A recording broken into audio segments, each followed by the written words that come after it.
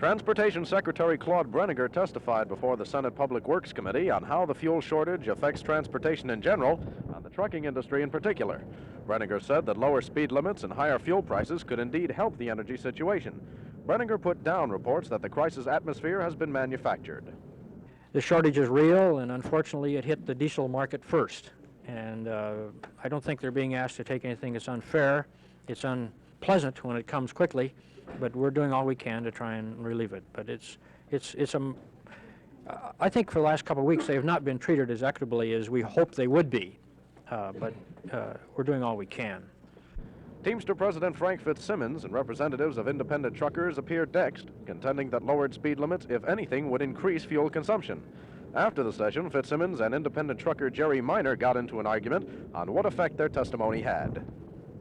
That the owner-operator, and I brought this up at the Union Hall, that the owner-operator has been overlooked. Let's come over to the office, and we'll meet with you.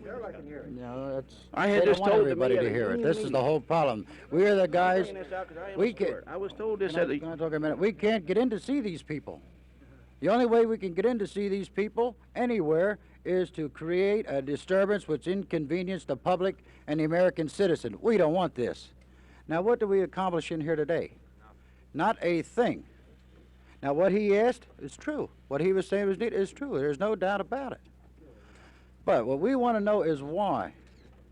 Why we had to go through this here, and we're probably still going to have to go through this, and ask the independents all over this country to take your trucks home, park them, shut the engines off, and don't turn a wheel till we get more satisfaction and concrete evidence as what's happening.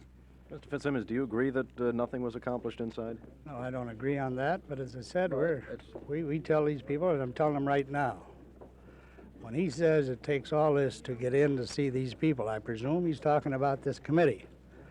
And They've never been, as far as our people are concerned, and as Mr. Mathis just said here, and Mr. Sweeney said, we've been arguing this situation as far as the speed limits and the fuel allocations on the possibility previous to the crisis arising.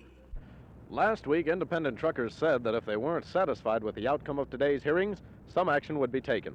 Well, they're not satisfied, and now there is talk of a complete truckers' shutdown sometime before this weekend. This is Andrew Silberstein on Capitol Hill.